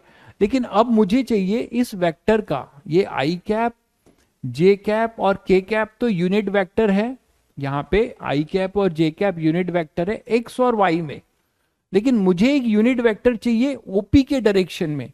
तो how we will find this unit vector? तो उससे पहले हम ये जानेंगे कि हम इसका मॉडुलस कैसे लिखें, ओपी मॉड क्या होगा। ठीक है, ये चीज मैं यहां कैरी ऑन कर रहा हूं। तो ओपी का मैग्नीट्यूड क्या होगा? देखिए, ओपी का मैग्नीट्यूड तुम लोग को मैंने क्या बताया था कि मैग्नीट्यूड का मतलब होता है लेंथ ऑफ द लाइन। तो आप मुझे बताओ length of OP, length of OP line, यही तो हुआ यार। तो कुछ बच्चे डिस्टेंस फॉर्मूला पढ़ चुके हैं, कुछ बच्चे डिस्टेंस फॉर्मूला 10th क्लास में पढ़ के आए होंगे। आई थिंक सभी बच्चे पढ़े। याद आ रहा है तुम सभी को कि व्हाट इज डिस्टेंस फॉर्मूला? लिख के बताओ जरा, व्हाट इज डिस्टेंस फॉर्मूला? बिल्कुल सही कह रहे हैं। तो यहां पर जनरल डिस्टेंस फॉर्मूला क्या है? ये तो मैंने 0,0 है। तो distance, length of OP line, तो यहां पे लेंथ ऑफ ओपी लाइन तो आप पाइथागोरस से भी लिख सकते हो, जो एक बच्चा बता भी रहा है कि एक राइट एंगल ट्रायंगल है सर, तो यहां पे इसकी लेंथ लिख दो ना, कौन सी बड़ी बात है कि ये अपने पास ए है और ये बी है, तो ये ओ है और ये पी है, तो इसकी लेंथ लिखो ना ऐसे, √a² + b²। बिल्कुल सही कह रहा है वो। लेकिन अगर जनरल हो जाए तो आपको distance formula, length of OP line, इसको आप डिस्टेंस फॉर्मूला से भी निकाल सकते हैं। ठीक है, आगे स्लाइड पे मैं बता देता हूं। तो खैर ये तो सभी बच्चों को क्लियर है कि यहाँ पे मॉड क्या आ जाएगा, a² + b²। इसका मॉडुलस आ गया a² + b²। ठीक है, अब बारी है इसके यूनिट वेक्टर को लिखने की। ठीक है, तो इसका यूनिट वेक्टर क्या होगा वो आगे चल के देखते हैं दूसरे स्लाइड में। यहां तक सभी बच्चों को क्लियर है? एक बच्चे ने फॉर्मूला भी लिख दिया, बहुत बढ़िया, जनरल फॉर्मूला लिखा उसने, x2 माइनस x1 का होल स्क्वायर, बहुत बढ़िया भाई सूर्यांश, बहुत बढ़िया। ठीक है, ऋषभ ने भी लिखा है। ठीक है, तो यहां पर अब हम देखते हैं कि हमने जो पाया वो ये पाया कि अपना जो ओपी वेक्टर है वो था A I cap plus B J cap, और इसका जो मॉडुलस था वो भी हमने डिस्टेंस फॉर्मूला से निकाला, और वो डिस्टेंस फॉर्मूला से जो निकाला यही तो था। बहुत बेसिक चीजें चल रही हैं लेकिन ध्यान दीजिएगा तो आपको आगे कष्ट नहीं होगा। तो यहां पर आपके पास ये था अपना P, ये था O, यही तो किया था, और A कॉमा B था। तो आपने बताया कि सर मॉड, मॉड जो आपने निकाला था कि इसका पाइथागोरस यूज किया था आपने, ये A लेंथ था एक्स एक्सिस पे और ये B लेंथ था, बिल्कुल। तो यहां से आपने बता दिया था कि सर ये होगा ए स्क्वायर प्लस बी स्क्वायर। ये आप डिस्टेंस फॉर्मूला से भी निकाल सकते हैं। जनरल डिस्टेंस फॉर्मूला आपका ये होता है, जिन बच्चों को नहीं पता वो जान लीजिए, पढ़ा आई थिंक सभी ने होगा, कि अगर आपके पास कोई दो पॉइंट है एक्स वाई प्लेन में या जेड में भी हो सकते हैं, चलो मैं थ्री डायमेंशनल भी ले लेता हूं ऐसे, तो यहां पर आपके पास होगा x1 comma y1 comma z1, और इसको आप जोड़ रहे हो इससे x2 comma y2 comma z2। अगर मैंने z2 लिख दिया तो आप समझ रहे हैं आप लोग, ये ब्लैक बोर्ड के प्लेन में कोऑर्डिनेट्स लिखा जरूर है, बट ये कहीं ऐसे हवा में है ना। x भी है y भी है, और x पे गए y1 पे गए, और z1 का क्या मतलब है, प्लस z1 का मतलब आप ब्लैक बोर्ड के प्लेन से बाहर निकल के आ गए, कितनी लेंथ z1। तो इसका जो डिस्टेंस फॉर्मूला है वो लिखा जाता है, ये d डिस्टेंस अगर है तो d लिखा जाएगा under root final coordinate of x2 minus initial coordinate plus y2 minus y1 का whole square plus z2 minus z1 का होल स्क्वायर। तो ये डिस्टेंस फॉर्मूला है, मे बी आप लोगों ने टू डायमेंशन में पढ़ा होगा।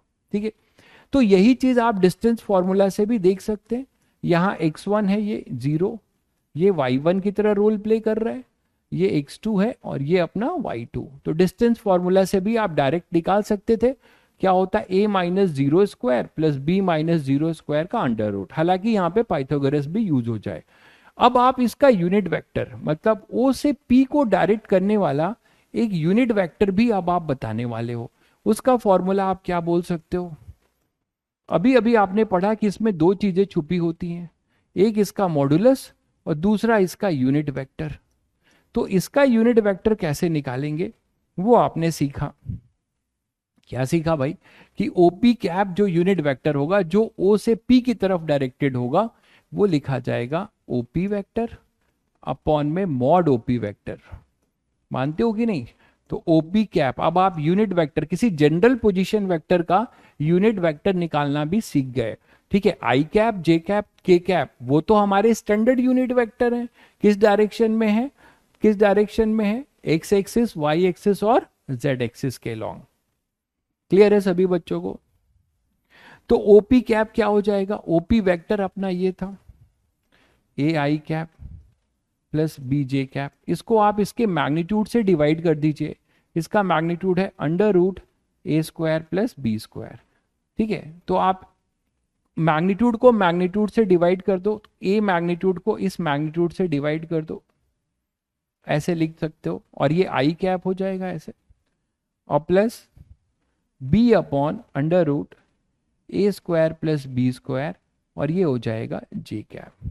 तो इस तरीके से आप किसी भी जनरल पॉइंट्स का पोजीशन वेक्टर भी लिख सकते हो, और किसी भी जनरल पॉइंट का पोजीशन वेक्टर लिख सकते हो इसके कोऑर्डिनेट्स को देखकर, और एक बार पोजीशन वेक्टर लिख सकते हो तो उसके मॉडुलस भी निकाल सकते हो और उसका यूनिट वेक्टर भी। अब आपको एक ट्रिक बताता हूं, हालांकि वो ट्रिक है बट आपको फिजिकल सिग्निफिकेंस पता होना चाहिए, कि कभी भी आपको मॉडुलस निकालना हो तो आई के कोफिशिएंट का स्क्वायर करो, देखो जे के कोफिशिएंट का स्क्वायर करो और दोनों को ऐड करके अंडर रूट ले लो, बस ये जुगाड़ है। लेकिन ये नहीं जानना चाहिए, ये भी जानना चाहिए कि ये आपको मॉडुलस क्या बता रहा है। ठीक है, आपका जो है मॉडुलस आपको क्या बता रहा है? तो मॉडुलस आपको क्या बता रहा है? मॉडुलस आपको ये बता रहा है कि आई के कोविशेंट का स्क्वायर करो, एक ट्रिक की तरह आप दे सकते हो, ठीक है, और आप जे के कोविशेंट का स्क्वायर कर सकते हो। इन दोनों के स्क्वायर का सम करके आप क्या कर सकते हो, इसको अंडर रूट। समझ गए सभी बच्चे? तो यहां से under root A square plus B square, यहां से आप ये मॉडुलस भी निकाल सकते हो। अब आगे बढ़े। अगर यही चीज अगर मान लो 3 डायमेंशन में हो जाए, ठीक है, तो आप सभी बच्चे लिख सकते हैं क्या 3 डायमेंशन में? मान लीजिए 3 डायमेंशन में एक क्वेश्चन करते हैं।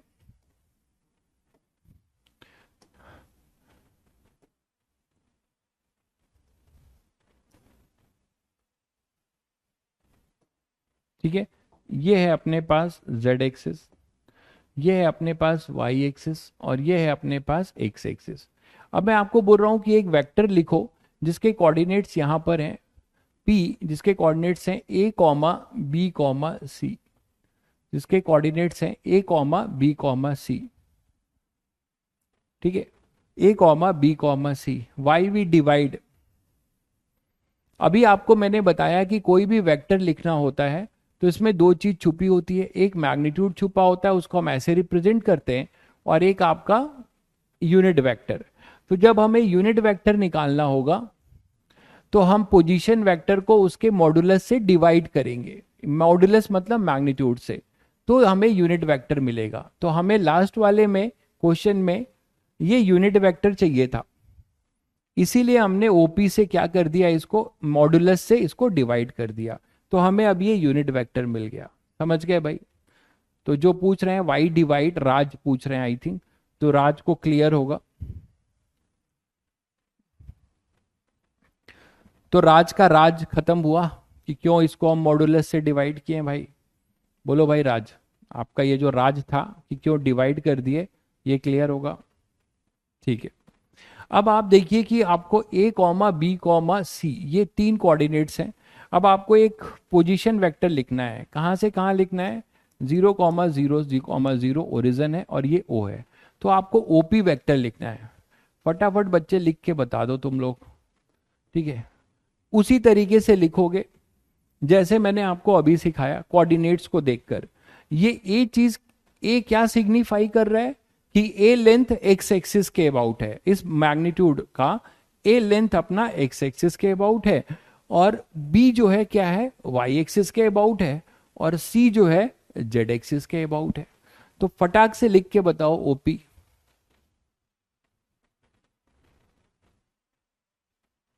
जल्दी लिखो बेटा सब लोग। लिख भी दिया, A I cap plus B J cap plus C cap, very good very good. एक बच्चे ने लिख दिया, बाकी स्वप्निल ने भी लिखा है, रुद्र ने भी लिख दिया है, रुद्र ने पूरा ही लिख दिया है सब कुछ। बहुत बढ़िया भाई रुद्र। पता नहीं, मुझे बार बार लगता है कि रुद्र जो है 11th क्लास की चीजें बहुत आगे तक पढ़ चुके हैं, बहुत अच्छी बात है। चलिए, तो ओपी वेक्टर आप लिखने वाले हो, क्या लिखोगे? इसको पहले ऐसे बनाओगे, ओपी वेक्टर ये बनेगा ओपी वेक्टर अपना। अब इस ओपी वेक्टर को लिखना चाहते हो तो आप लिखोगे, टेल यहां पर है ओ पे तो ओ लिख दिया, हेड है पी पे और फिर ऐसे एरो दे दिया। मानते हो सभी लोग?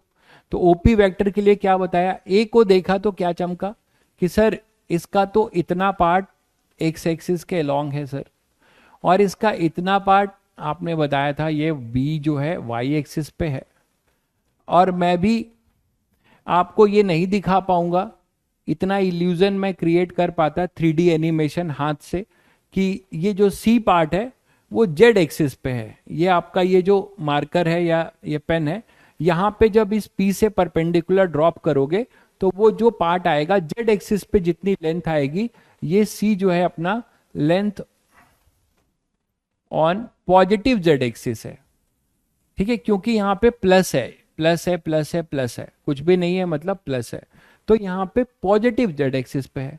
तो ये एनिमेशन मैं आपको हाथ से अगर दिखा पाता तो आई थिंक मैं फिजिक्स नहीं पढ़ा रहा होता, मैं कुछ इल्यूजनिस्ट कहलाता।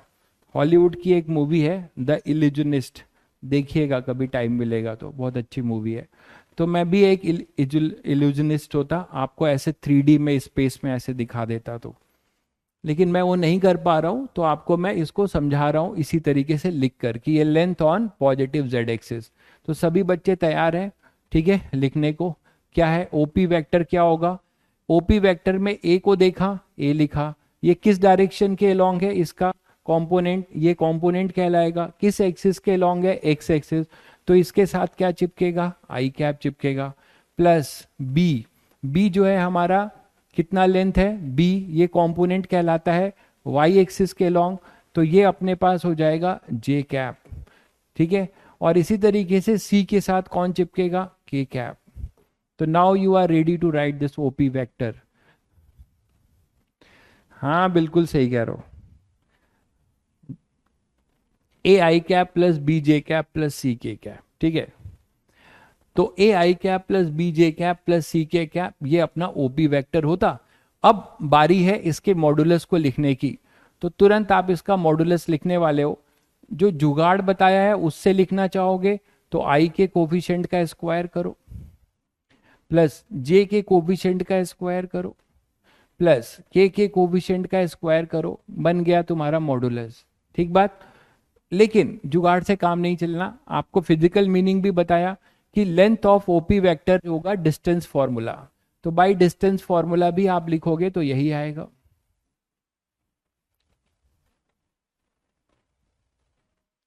बाय डिस्टेंस फॉर्मूला क्या लिख दोगे यार, X A minus zero, x2 minus x1, तो a minus zero square plus B minus zero square plus C minus zero square, यही तो बताया था डिस्टेंस फॉर्मूला, इसका अंडर रूट, यही चीज आ जाएगी, दोनों का मतलब सेम ही है, ठीक है। तो ये आ गया। अब आप मुझे बताओगे कि इसी डायरेक्शन में मुझे ओपी कैप चाहिए, इस डायरेक्शन, इसका डायरेक्शन चाहिए, इस वेक्टर का डायरेक्शन चाहिए, तो इसको टोपी पहनाओगे, ओपी कैप, ठीक है। ओपी कैप ये अपना जो है, ओपी को जब टोपी पहनाया तो हमें मिला ओपी कैप, ठीक है। जो तुम लोग रोज एक दूसरे को, दोस्तों को करते हो, टोपी पहनाते हो, स्कूल जाने वाले बच्चे खूब करते हैं। ओपी कैप क्या हो जाएगा बताओ फिर, OP vector upon mod OP, यही तो बताया गया, ठीक है। तो आपने ओपी वेक्टर निकाल दिया, इसका मॉडुलस भी निकाल दिया, इससे इसको डिवाइड करो, क्या आएगा, A I cap plus B J cap plus C K cap upon में मॉड, मॉड क्या होगा पूरे का, A square plus B square plus C square, ये एक मैग्नीट्यूड है, तो इसको हम अलग अलग भी लिख सकते हैं। तो यूनिट वेक्टर क्या आएगा, A upon A square plus B square plus C square, ये हुआ unit vector I cap, plus B upon, जब आप इसका मॉडुलस लेंगे तो आपको अच्छी चीज ये मिलेगी, यूनिट वेक्टर का मॉडुलस आप लेके चेक करिए, आप इसको 1 पाएंगे। इसका मॉडुलस आप जब इसका मॉड निकालेंगे तो आपको हमेशा 1 आएगा, कोई भी यूनिट वेक्टर का आप मॉड निकालोगे तो हमेशा 1 आएगा। अगर 1 नहीं आ रहा है तो समझो तुमने कुछ गड़बड़ मार दिया है, ठीक है। ये हो जाएगा अपना यूनिट वेक्टर ओपी, ठीक है। तो ओपी भाई साहब हमें मिल जाएंगे, टोपी पहन के ओपी कैप, तो ओपी कैप आपको मिल जाएगा। ये ओपी कैप आपको क्या बताएगा कि इस डायरेक्शन में कोई भी मैग्नीट्यूड ले लोगे, ठीक है। अब देखो एक इंटरेस्टिंग बात सुनो, इसी में मैं अगर आपसे पूछूं कि मुझे केवल इतने लेंथ का एक अलग वेक्टर लिखना है, तो इतने लेंथ का एक अलग वेक्टर लिखना है, तो मैं इतने मॉडुलस को ओपी कैप के साथ मल्टीप्लाई कर दूंगा, जैसे आपने बताया था कि ये ए है, ये एक्स एक्सिस के लॉन्ग है, तो मैं ए को एक्स एक्सिस वाले यूनिट वेक्टर से मल्टीप्लाई किया। उसी तरीके से ओपी पे मुझे किसी और लेंथ का वेक्टर लिखना है, तो मैं उतने लेंथ वेक्टर को ओपी के यूनिट वेक्टर से, इस बड़े वाले यूनिट वेक्टर से क्या कर दूंगा, मल्टीप्लाई कर दूंगा। मेरी बात समझ गए?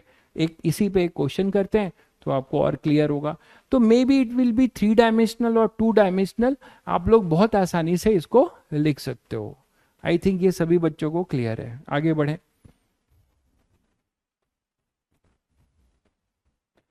चलिए मॉडुलस लिखने में आपको ये जुगाड़ हमेशा काम आएगा, आई के कोफिशिएंट का स्क्वायर जे, इसमें कोई गड़बड़ी नहीं है।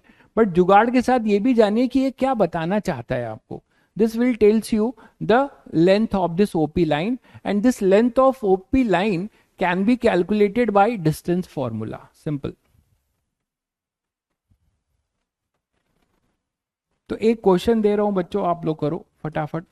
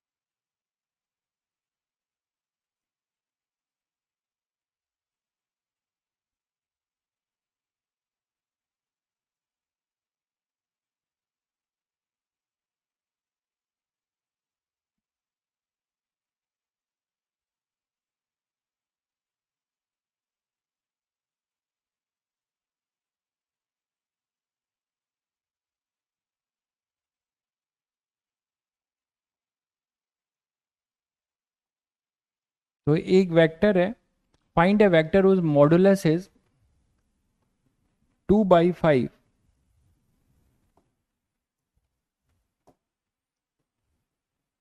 ठीक है, and which is directed along R vector. दोनों का आंसर दो जल्दी से। एक बच्चे ने आंसर दे भी दिया, मैग्नीट्यूड 5 होगा और डायरेक्शन होगा 3i cap plus 4j cap plus 5, बहुत बढ़िया। बी पार्ट का आंसर दीजिए फिर। एक वेक्टर आपको बताना है जिसका मैग्नीट्यूड 2/5 है और जो इसी ऊपर वाले वेक्टर आर के लॉन्ग डायरेक्टेड है।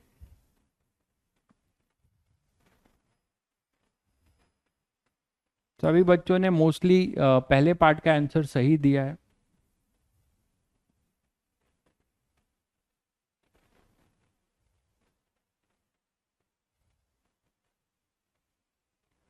दूसरे पार्ट का आंसर,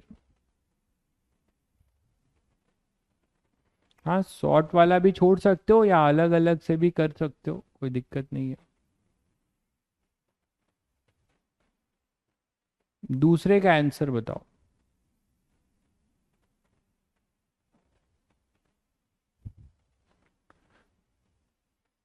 दूसरा यार वेक्टर लिखना है, ये ध्यान रखना। दूसरे वाले में मैंने आपसे कोई वेक्टर पूछा है तो आपको उसको वेक्टरली लिख के दिखाना होगा।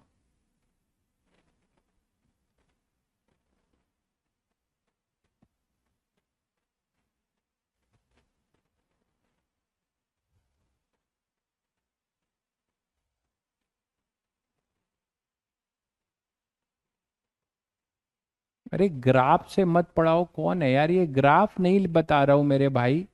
ये ग्राफ कहाँ बता रहा हूं मैं, Cartesian X Y Cartesian coordinate बता रहा हूँ। ग्राफ कहाँ ड्रॉ कर रहा हूं मैं कोई। तुम्हें यही नहीं पता चल रहा है कि ग्राफ क्या होता है और कार्टेशियन कोऑर्डिनेट क्या होता है।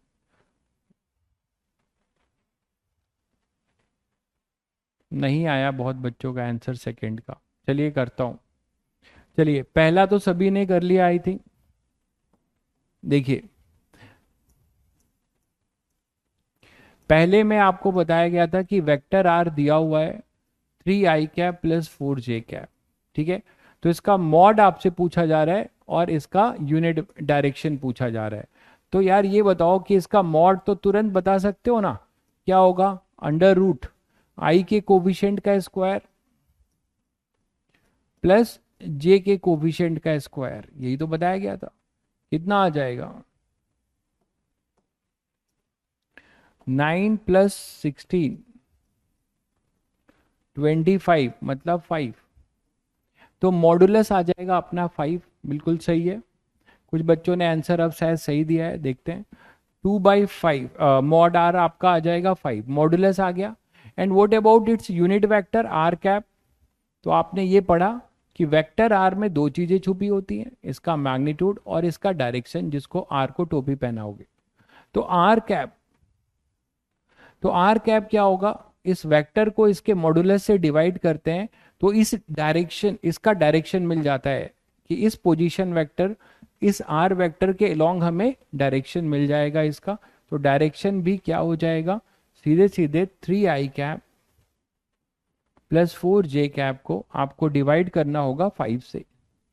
तो ये मिल गया। इसको आप ऐसे लिख के छोड़ सकते हैं या ऐसे भी लिख सकते हैं, 3/5i cap plus 4/5j cap. ये मिल गया इसका यूनिट वेक्टर।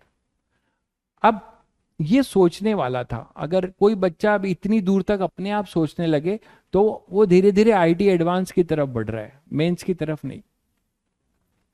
तो आप इसको अब समझते हैं। आपको एक ऐसा वेक्टर चाहिए जिसका मॉड्यूलस तो 2/5 है, लेकिन वो किस डायरेक्शन में डायरेक्टेड है? वेक्टर आर के। इसको मैं और समझाता हूं।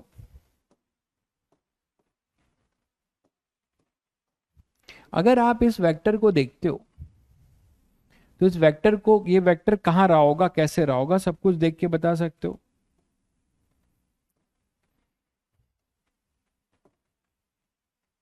यही वेक्टर है, ये y है, ये x है। आपने अभी देखा, इस वेक्टर को देख रहे हो, इसका जो i का कोविशिएंट है वो 3 है, मतलब, और j का कोविशिएंट है 4। इसका मतलब यहाँ आपने इस कोऑर्डिनेट को लोकेट किया है, 3,4 को लोकेट किया है।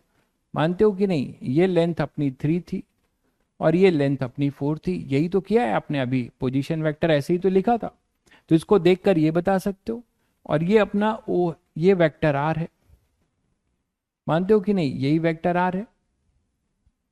अब आपको क्या करना है कि आपको एक ऐसा वेक्टर बताना है जो इसमें से कितनी लेंथ का हो। ये पूरी लेंथ आपको पता है, पूरी लेंथ कितनी है भाई? पूरी लेंथ है 5। ये पूरा ओपी कितना है? अगर ओपी बोलते हो तो ये पूरा ओपी कितना है? 5 है। लेकिन हमें जो वेक्टर लिखना है वो कितने का है? 2/5 का। तो अगर मैं यहां पर 2/5 लेंथ का यहां से आगे बढ़ूं और 2/5 लेंथ का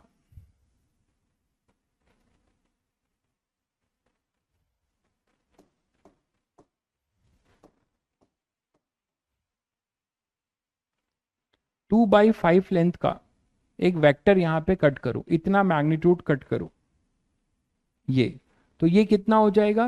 2/5। मानते हो कि नहीं? ठीक है, इसको मैं क्यू बोल दूं। तो इस ओपी पे मैंने 2/5 का एक मैग्नीट्यूड कट किया। तो क्या आप, यही तो मैं आपसे पूछ रहा था कि अब मुझे आप ओ क्यू वैक्टर लिख के दिखा दो, क्या नहीं दिखा दोगे? ओ क्यू वैक्टर लिख के दिखा दो। तो ओ क्यू का मैग्नीट्यूड कितना है? दिया हुआ है 2/5, तो 2/5 लिख दिया, लिख दिया आपने। अब ये जो 2/5 है, ये किस वेक्टर के अलोंग है? अब शायद बच्चों को चमक गया होगा। 2/5 जो है, 2/5 अपना किसके अलोंग है? 2/5 अपना किसके अलोंग है? तो 2/5 इस वेक्टर आर के अलोंग है। तो मुझे इसको किससे मल्टीप्लाई कर देना चाहिए? ध्यान से सुनो, इतने मैग्नीट्यूड को किससे मल्टीप्लाई कर देना चाहिए?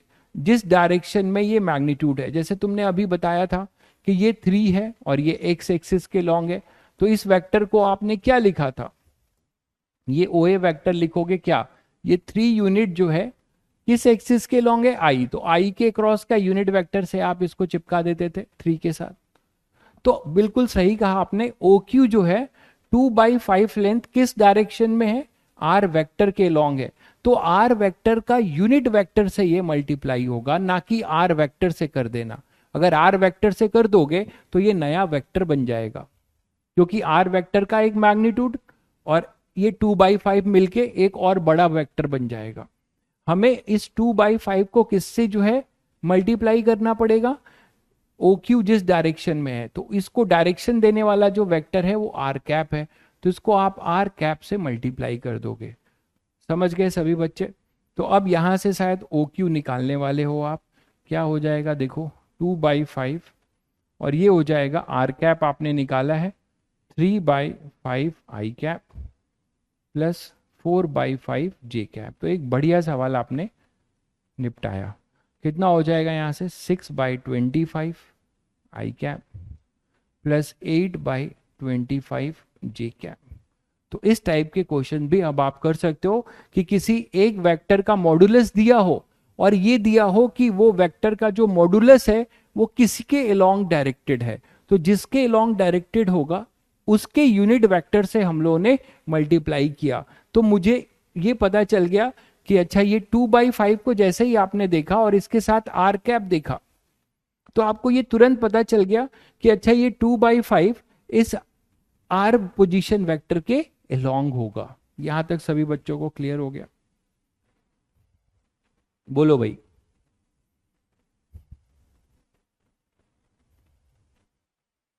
आर वेक्टर, अभी एक बच्चा पूछ रहा है इतनी कहानी होने के बाद कि सर आर वेक्टर और यूनिट वेक्टर आर में क्या अंतर है। अरे मेरे भाई, आर वेक्टर जो है पूरा वेक्टर है, ये लिखा हुआ है, कितनी बार लिखूं। आर जो है, आर जो वेक्टर है इसमें दो चीज छुपी है, एक इसका मैग्नीट्यूड और ये इसका डायरेक्शन, ये दोनों को मिलाकर आर वेक्टर कहते हैं। जबकि यूनिट वेक्टर क्या है, जिसका मैग्नीट्यूड 1 होता है, जिसका मैग्नीट्यूड कितना होता है 1, और ये क्या देता है, ओनली गिव्स डायरेक्शन। तो ये यही चीज तो तब से चिल्ला रहा हूं। तुम लोग मतलब फोकस नहीं हो यार लेक्चर में। कुछ बच्चे तो बहुत अच्छा कर रहे हैं, बट कुछ बच्चों के कमेंट देख के मुझे लगता है कि वो बच्चे बिल्कुल भी फोकस नहीं है, क्योंकि आपको इतनी चीजें बहुत बेसिक और बहुत बारीकी से बताई जा रही है, उसके बाद भी आप अगर इसको नहीं पकड़ पाओगे बेटा, तो आई डोंट थिंक कि फिर कोई समझाने वाला है आपको। आप चेक करके देख लो। ठीक है, एक क्वेश्चन और ले लें। चलिए एक क्वेश्चन और लेते हैं।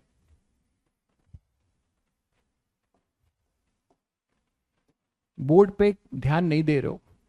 इंजीनियर आईआईटीएन बनना चाहते हो यार, तो आईआईटीएन बनने के लिए आपको तो बहुत ज्यादा ये होना पड़ेगा, और आप लोग लकी हो कि आप इस दौर में आईआईटीएन नहीं बन पाओगे तो कभी नहीं बन पाओगे। एक हमारा दौर था जहां पर कोई कोचिंगें नहीं हुआ करती थी। ठीक है, कोई कोचिंगें नहीं हुआ करती थी। ठीक है, बहुत महंगी कोचिंगें थी। कोटा में बस दो ही कोचिंग थी आईआईटी के लिए, एक था अपना बंसल क्लासेस और एक अपने पास था फिटजी दिल्ली, वो भी हर जगह नहीं था। यही दो क्लास थी। ये बात मैं आपको बता रहा हूँ 2005 की। ये मेरा प्रिपरेशन ईयर था। 2005 मैंने अपियर किया था ड्रॉप करके, तो ये मेरा जेई अटेम्प्ट था। इसमें मैंने जेई अटेम्प्ट लिखा था। तब सब्जेक्टिव होता था, पूरा पूरा सब्जेक्टिव पेपर होता था। दो एग्जाम में 2 नंबर, 3 नंबर और 5 नंबर के क्वेश्चंस आते थे, लिखना पड़ता था। ठीक है, और कोई कोचिंग ये नहीं थी। सोचो आप, इक्के दुक्के कुछ अच्छे आईआईटी के पास आउट टीचर्स जो है पढ़ाते थे थोड़े बहुत सस्ते में, और उस समय भी बहुत महंगा था फिटजी और बंसल। मैंने फिर इंडिविजुअल टीचर्स से तैयारी की, जैसे आप अभी मुझसे पढ़ रहे हो। ठीक है, और उस समय जो है मुश्किल से चीजें होती थी, क्योंकि सीटें जो है बहुत कम होती थी। 2400 लास्ट रैंक, 2400 से 2800 के बीच में अगर आती है लास्ट लास्ट रैंक, तब जाके आपको आईआईटीएन बनने को नसीब होता था। और केवल 5 आईआईटी और प्लस 2 आई, पहले वो आईआईटी बीएचयू था, अब आईएसएम धनबाद, ये 7 थे। सोच लो, इतनी सीटें, ये तो लास्ट रैंक के लिए थी, फिल हो जाती थी, नसीब नहीं होता था। उसके बाद भी आप पढ़ाई करी गई है। ठीक है, और उसके बाद आपने जो है 2046, ये मेरी रैंक थी 2005 एपीरी, तब मुझे जाके ये मिला आईआईटी बीएचयू डबल ई।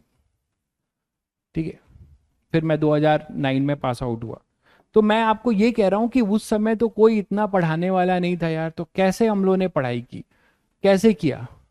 ठीक है, नॉट धनबाद, आईआईटी बीएचयू। तो यहाँ पे आपके पास क्या हुआ कि आपके पास बहुत सारे अपॉर्चुनिटीज हैं, तो आपके साथ दिक्कत क्या है कि आप लोग अपना दिमाग का यूज कम कर रहे हो। मैं आपको स्पून फीडिंग करा रहा हूं। हमें स्पून फीडिंग कोई नहीं कराता था। हमारे पास बुक्स थी, उसको पढ़ते थे, जो टीचर हमें थोड़ा बहुत हेल्प कर देते थे, वो टीचर बहुत अच्छा पढ़ाते थे, लेकिन वो केवल पढ़ा देते थे, अपनी मर्जी से पढ़ा देते थे, उनको नहीं मतलब कि आपको बेसिक से पढ़ाएं कि क्या करें कैसे करें, लेकिन वो पढ़ा देते थे एकदम। और हम उनकी कॉपी को, जो लेक्चर की कॉपी है, उसको 1.5 घंटे घर में पढ़ते थे, एज ए पजल की तरह सॉल्व करते थे कि अच्छा सर ने क्या बोला होगा, क्या समझाया होगा। 500 बैच की भीड़ में पढ़ते थे, ब्लैक बोर्ड भी ढंग से दिखाई नहीं देता था। उसके बाद भी हम लोगों ने स्ट्रगल किया तो हमें फायदा हुआ ना। हम अपने से जितना स्ट्रगल करके सीखेंगे वो हम कभी नहीं भूलेंगे, कभी भी नहीं भूलेंगे। अगर हम अपने से जितना स्ट्रगल करके सीखेंगे, we never forget this things. तो मैं तो तुम्हारे साथ हेल्प कर रहा हूं, लेकिन फिर भी कुछ बच्चे इतने इस तरह, मैं ये नहीं कहता हूं कि आप डाउट मत पूछो, मेरा ये सब बताने का ये मतलब है कि आप स्पून फीडर मत बनो, आप मेरे साथ दिमाग चलाओ। और मुझसे जो है, मैं अगर कोई चीज बताता हूं, इतनी दूर बताता हूं, तो तुम ऐसा कोशिश करो कि आप, मैं तुम्हें अगर 2 कदम का रास्ता दिखाता हूं, तो आप उस डायरेक्शन में 3 कदम सोच लो। ठीक है, आप अगर 2 कदम का, अगर आपको रास्ता दिखाता हूं 2 कदम चलने का, तो उस डायरेक्शन में आप 3 कदम सोच लो। वो बच्चा आईआईटीएन बनेगा, वो बच्चा आईआईटी एडवांस निकालेगा, ये मैं बता रहा हूं। वो बच्चा जो ऐसे करके बैठा हुआ है, समझा दो तो जाने, समझा दो तो जाने, वो नहीं कर पाएगा। ठीक है, वो जेई मेंस मुश्किल से निकाल पाए। तो आप अभी, आपके साथ अच्छी बात क्या है, आपके साथ अच्छी बात यह है कि आप अभी एकदम एकदम से जो है, क्या कहते हैं कि 11th क्लास में हो। आप जिधर अपने आप को ढालना चाहोगे, जिस अप्रोच में आप अपने आप को ढालना चाहोगे, ढाल लोगे। एक बात बताई गई थी, जो कच्चा घड़ा होता है ना, मिट्टी के कच्चे घड़े को शेप दिया जा सकता है, तो तुम लोग अभी कच्चे घड़े हो। मैं जिस शेप में तुमको मोल्ड करना चाहूंगा ना, उसमें मोल्ड कर लूंगा। लेकिन यही जब आप 12th पास करके आओगे मेरे पास पढ़ने के लिए, ड्रॉप करके, तो आप पक्के घड़े बन जाओगे। और मैं उसको, अगर आपको मोल्ड करने के लिए थोड़ा बहुत आपको जो है ना ऐसे प्रेस करूंगा, तेजी से मार के प्रेस करूंगा कि आपको मैं शेप दे दूं, तो वो चटक जाएगा। That is the basic difference. तो आप बच्चों में अभी बहुत पोटेंशियल है, जितने बच्चे यहाँ पर हैं, अगर वो चाह लें तो उनके अंदर बहुत ज्यादा पोटेंशियल है, बहुत ही ज्यादा। उनका दिमाग बहुत तेज है, मुझसे 3 टाइम्स है, क्योंकि मैं एक चैप्टर, एक सब्जेक्ट हैंडल कर रहा हूँ। जब मैं भी स्टूडेंट था तो मेरा भी शायद वो दिमाग रहा होगा जो अभी आपका है। ठीक है, मैं एक हैंडल कर रहा हूं, आप 3 हैंडल कर रहे हैं, और इतने प्रेशर में हैंडल कर रहे हैं। तो आप हमसे 3 to 4 टाइम्स ज्यादा हैं। एक स्टूडेंट जो है टीचर से 3-4 टाइम्स ज्यादा होता है प्रेजेंस ऑफ माइंड में। तो आप अपनी अपनी काबिलियत को समझो और उसको यूज करो उस अकॉर्डिंग। मेरी बात समझ गए आप लोग? ठीक है, तो हमेशा सोचो मुझसे आगे, मेरी डायरेक्शन में। मैं आपको, हाँ, मेरा रोल क्या है, मैं आज से तुम्हारा जेपी मिश्रा टीचर नहीं हूं। ठीक है, मेरा रोल आपके लिए क्या है, आज पढ़ चुके हो तुम, ये है मेरा रोल। मैं आपका यूनिट वेक्टर हूं, I am your unit vector. समझ गए? क्यों? क्योंकि मुझे, जो भी मेरे यूनिट वेक्टर को अप्लाई करेगा, कुछ बच्चे जो है अपने 20 से मुझे यूनिट वेक्टर मान लो, ये है मैं, ये मैं हूं, ये मेरा यूनिट वेक्टर है। तो कोई एक्स बच्चा है, उसने अपने 20 मॉडुलस से मुझे मल्टीप्लाई कर दिया, तो उसका वेक्टर कितना हो गया यार? 20 टाइम्स। एक बच्चा है वाई, वो अपने मॉडुलस को, अपने टैलेंट्स को मल्टीप्लाई करता है 5 × JP कैप। तो वो तो यहीं रह गया ना यार, वो ये कहां चला गया? 5। ठीक है, 5 टाइम्स चला गया। बच्चे मुझे टोपी पहनाने लगे, जेपी कैप। ठीक है, तो अब आप समझ गए सभी बच्चों को। मैं बस, मुझे ये चीज इसलिए बतानी पड़ी क्योंकि अभी आप बिगनिंग में हो। मेरा काम है बताना, मेरे पास समय नहीं है ना, मैं ज्यादा इन सब चीजों पे बात करता हूँ। मैं पढ़ाने में ज्यादा विश्वास रखता हूँ, आपने देखा होगा अभी तक मैंने कोई भी बात नहीं की। बट शुरू में थोड़ा तुम लोगों को बताना बहुत जरूरी है। ठीक है, आप बेटा अपना अप्रोच ऐसा रखो कि आप स्पून फीडर मत बनो। ठीक है, और एटलीस्ट मैं जो तुम्हें बता रहा हूं उससे, उस डायरेक्शन में सोचना तो शुरू कर ही सकते हो। चलिए, तो हम क्या कर रहे थे? हाँ, हम कर रहे थे, हाँ, एक क्वेश्चन देना था मुझे आपको। चलिए देता हूं क्वेश्चन, और ये जरूर करिएगा सभी बच्चे। गलत हो जाए कोई दिक्कत नहीं है, अच्छे से ट्राई करिएगा। क्वेश्चन ये है, फाइंड, एकदम वैसे ही क्वेश्चन दे रहा हूं प्रैक्टिस के लिए, राइट ए वेक्टर, थोड़ा सा ट्विस्ट करके दे रहा हूं, ध्यान से समझिएगा। Right a vector whose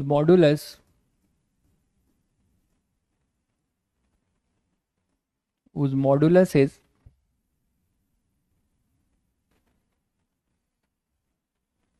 equal to, whose modulus is equal to the vector 2i cap minus 2j cap, 2i cap minus 2j cap, ठीक है, whose modulus is equal to the vector this and whose direction is along i cap plus j cap। ध्यान से question को पढ़िएगा, patience से और करिए।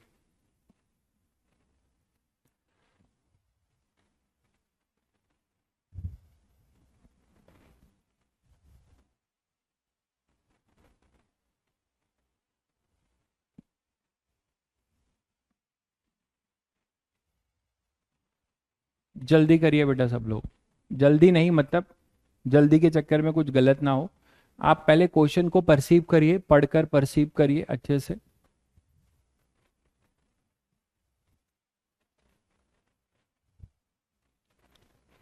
आपको एक वेक्टर चाहिए, अब उस वेक्टर के लिए आपको दो चीज चाहिए, है ना। कोई भी वेक्टर ऐसे सोचना शुरू करो कि आपको कोई वेक्टर लिखना है, तो उस वेक्टर को लिखने के लिए तुम्हें दो चीज चाहिए, एक उसका मॉडुलस चाहिए और एक उसका यूनिट वेक्टर। अब आप इस क्वेश्चन को पढ़ के देखो कि क्या आपको हिंट दिया जा रहा है, आपको उस मॉडुलस को निकालने के लिए क्या इंफॉर्मेशन शेयर की जा रही है और उसके यूनिट वेक्टर को के लिए क्या शेयर किया जा रहा है।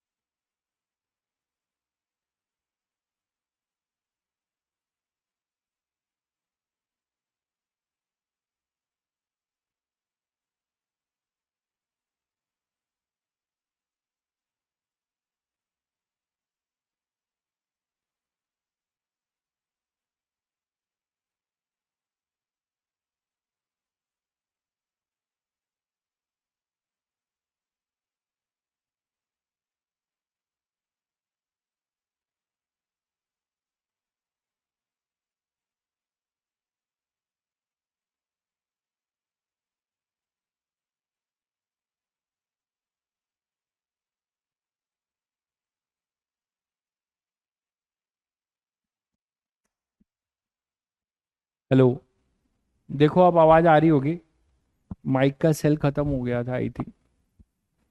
हेलो, आवाज आ रही होगी, अब देखो सेल बदल दिया है। एक बार यस लिख दो, साउंड आ रहा है तो। ओके चलो ठीक है। तो बच्चों ये ट्राई कर लिया तुम लोगों ने, कुछ बच्चों का आंसर आ चुका है, बाकी बच्चे फिर से देखें, कोई दिक्कत नहीं है, नहीं बना होगा तो कोई दिक्कत नहीं है, हम पढ़ते हैं बताते हैं। Right a vector whose modulus, एक वेक्टर चाहिए जिसका मॉडुलस जो है equal to the vector this, ये जो वेक्टर है इसके बराबर है। तो इस वेक्टर को मैं अगर R1 मान लूं तो R1 क्या है, 2i cap minus 2j cap. अच्छा, and whose direction is along vector this, तो इस वेक्टर को मैं R2 मान लेता हूं, ठीक है। तो R2 वेक्टर ये है, दो वेक्टर हमें गिवन है, दो वेक्टर हमें गिवन है और हमें जो वेक्टर निकालना है उसके बारे में दो इंफॉर्मेशन शेयर की जा रही है। Let our vector is vector R. ठीक है, तो हमारे पास मेरा वेक्टर है वेक्टर आर, ध्यान से देखिएगा। अब मुझे इस वेक्टर आर को लिखना है, तो मैं क्या करूंगा, मुझे दो चीज ढूंढना होगा तभी लिख पाऊंगा, इसका मैग्नीट्यूड और इसका डायरेक्शन। ऐसे सोचोगे, बहुत बेसिक से। अब आपको तुरंत दिखता है कि सर ये तो दिया हुआ है कि इसका जो मॉडुलस है वो इस वेक्टर के मॉडुलस के बराबर है, ऐसा दिया हुआ है, which modulus is equal to this vector. दिया है कि नहीं बताओ। तो हम क्या करेंगे यार, कि जो मॉड आर होगा अकॉर्डिंग टू क्वेश्चन, वो मॉड आर वन के बराबर है। ये मैं अपने से नहीं बोल रहा हूं, ये अकॉर्डिंग टू क्वेश्चन है, ये क्वेश्चन में गिवन है। ठीक है, तो मैं इसका मॉड आर निकाल सकता हूं कि नहीं बताओ। तो इसका मॉड आर क्या हो जाएगा, आई के को अंडर रूट आई के कोफिशिएंट का स्क्वायर प्लस जे का कोफिशिएंट है -2, तो -2 का स्क्वायर। ठीक है, तो कितना आ जाएगा, 4 और 4 8, मतलब 2√2। तो हमें आर मॉड आर मिल गया, बिल्कुल सही है, √8 मॉड आर मिल गया। तो मॉड आर मिल गया। अब आपके पास क्या है, आर कैप निकालने की बारी है कि सर इसका डायरेक्शन भी तो निकालना है हमें। तो आप आगे बढ़ोगे, क्या लिखा है, whose direction is along this, whose direction is along I cap plus J cap. तो तुम्हें तुरंत चमकेगा कि सर ये तो मैंने R2 निकाला ही है, और इस R2 का जो यूनिट वेक्टर होगा, इस R2 का जो यूनिट वेक्टर होगा वही अपने डिजायर्ड वेक्टर का यूनिट वेक्टर है, क्योंकि हमारा जो वेक्टर है वो R2 के along है, R2 के along है, इसका मतलब दोनों के यूनिट वेक्टर सेम है। तो हम क्या बोल सकते हैं कि जो अपना आर कैप है this is same as R2 cap, बोल सकते हो आई थिंक। तो चलो मुझे बता दो आप लोग, इसको यूनिट वेक्टर बनाना है, तो यूनिट वेक्टर R2 कैप क्या होगा, mod R2, sorry vector R2 upon mod R2। Vector R2 क्या होगा, आई कैप प्लस जे कैप। इसका मॉड क्या होगा, मैं डायरेक्ट यहां लिख रहा हूं, अंडर रूट आई का कोफिशिएंट कितना है, कुछ भी नहीं लिखा होगा मतलब 1 है, और जे का कोफिशिएंट कुछ भी नहीं लिखा है मतलब 1 है। सभी बच्चे समझ गए, आई कैप प्लस जे कैप में आई का मतलब 1 इंटू आई कैप, और प्लस जे कैप का मतलब 1 इंटू जे कैप।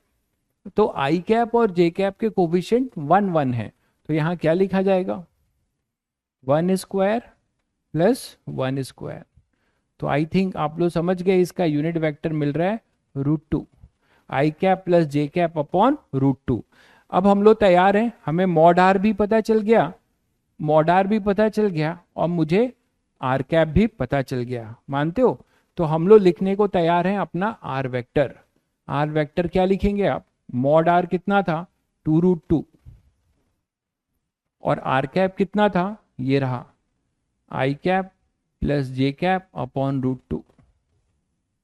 तो √2 से √2 कैंसिल हुआ, और आपका डिजायर वेक्टर मिल गया 2 आई कैप प्लस 2 जे कैप। इसको आप ऐसे भी लिख सकते हैं, कोई इसमें दिक्कत नहीं है। तो आई थिंक ये आंसर शायद ही बच्चों का आया था, ये आपका आंसर होगा। ठीक है, कुछ बच्चे कर चुके हैं समराइज। इसमें क्या समराइज करें, मैंने अभी अभी सिखाया ना तुम लोगों को, ये अपने अंदर दिमाग से निकालो।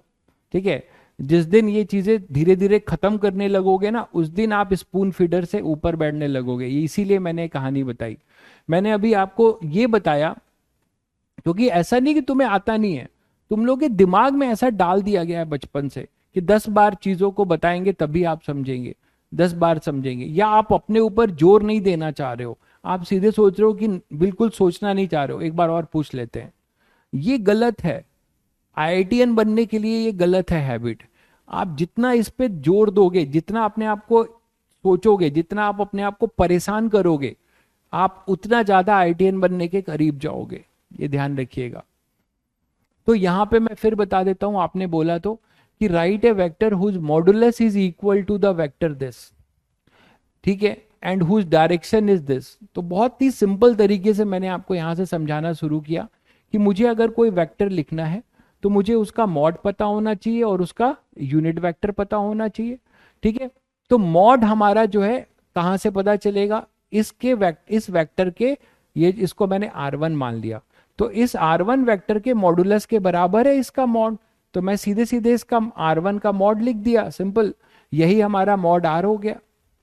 और मेरा जो यूनिट वेक्टर है इसका R का, ये यूनिट वेक्टर, ये किसके लॉन्ग है, इस वेक्टर के, इसको मैंने R2 बोला है, तो R2 का यूनिट वेक्टर निकाल दिया और ये मिल गया। तो यही मेरा जो R2 का यूनिट वेक्टर है वही मेरा आर कैप है। तो बस दोनों की वैल्यू यहां पुट कर दी, ये मॉड आर की वैल्यू पुट कर दी और यहां पे आर कैप की वैल्यू, सॉल्व कर लिया, सिंपल। समझ गए भाई लोग? आपका नाम नहीं लिया, अरे कहाँ हो तुम, कोने में हो, दिख नहीं रहे हो मुझे। असल में टीवी पे जो है आधे दूर पे तो चिपका हुआ है स्टिकर, तुम उसी स्टिकर में छुपे हुए हो, ठीक है, केवल ESH दिख रहा है मुझे, ठीक है। नाम तो तुम्हारी दुनिया लेगी, तुम बस काम करो अच्छा, ठीक है। चलो बच्चों फिर मिलते हैं आपसे, फिर बहुत बड़ा रिक्वेस्ट है कि इसको रिवाइज करके आइएगा, ठीक है। लेक्चर्स अब धीरे धीरे हैवी होते जाएंगे, अभी वेक्टर जैसे खत्म होगा आप काइनेमेटिक्स में इंटर मारेंगे तो आपको धीरे धीरे आपको लगेगा, अभी तो आपको कुछ नहीं लग रहा है, कि धीरे धीरे आपको भार महसूस होने लगेगा, बर्डन फील होने लगेगा, बट आपको हिम्मत के साथ उन चीज़ों को घुसना है, सीखना है और उसका इंजॉय करना है, ठीक है। जिस दिन आप ये पढ़ाई इंजॉय करने लगेंगे समझिए कि आप सिलेक्शन के करीब जा रहे हैं, ठीक है। जिस दिन आपको ये लगेगा कि आज यार जल्दी से सर की क्लास शुरू हो और हम कुछ और नया सीखें, जब इस तरीके की फीलिंग आने लगे तो समझो तुम्हारी तैयारी सही जा रही है और तुम सिलेक्शन की तरफ बढ़ रहे हो, ठीक है। चलिए रिवाइज कर लीजिएगा, मिलते हैं फिर कल, ओके।